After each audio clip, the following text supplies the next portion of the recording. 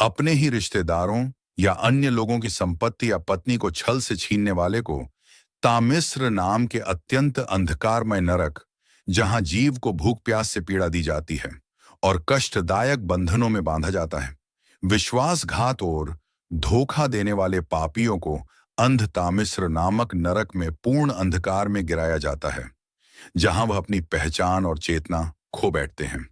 निर्दोष जीवों को सताने और हिंसा करने वाले जीव को रौरव नरक में रौद्र नामक सर्पों द्वारा नोचा जाता है और यातना दी जाती है।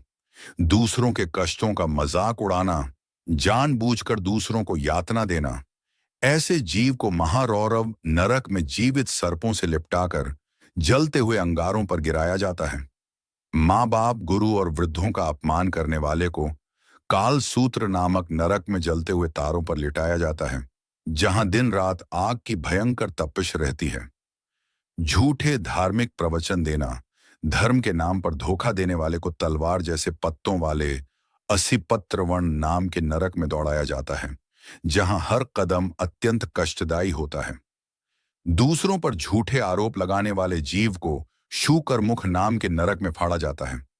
बिना कारण हत्या, विशेषतः ब्राह्मण या संत हत्या करने वाले को संजीवन नामक नरक में बार बार मारा जाना और फिर जीवित हो जाना, यह क्रम निरंतर चलता है। अत्यधिक क्रूरता, जघन्य हत्याएं करने वाले जीव को अवीची नामक नरक में गहरे गड्ढों में गिराया जाता है, जहां खौलते जल और अंगारों में यातना दी जाती है। गौहत्या, ब्राह्मण हत्या करने वाले जीव को कुंभीपाक नरक में खौलते तेल के कड़ाह में डाला जाता है।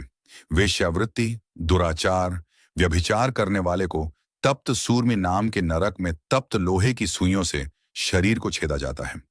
झूठ, धोखा, छल, रिश्वत लेने वाले को वैतरणी नामक नरक में कीचड़, खून, मलमूत्र और मांस से भरी नदी पार करवाई जाती है, जिसमें मगरमच्छ और कीड़े होते हैं। स्त्रियों पर अत्याचार और बलात्कार करने वाले को शालमली नामक नरक में कांटेदार वृक्षों पर नंगा चढ़ाया जाता है और नीचे गिराया जाता है। चोरी, विशेषकर मंदिर से, उनको लोह शंकु नामक नरक में तप्त लोहे की शंकुओं से शरीर में छेद किया जाता है। हिंसा करना या निर्दोषों की हत्या करने वाले पापी को शूल प्रोत नरक में नुकीले शूलों को शरीर से आर पार कर लटकाया जाता है।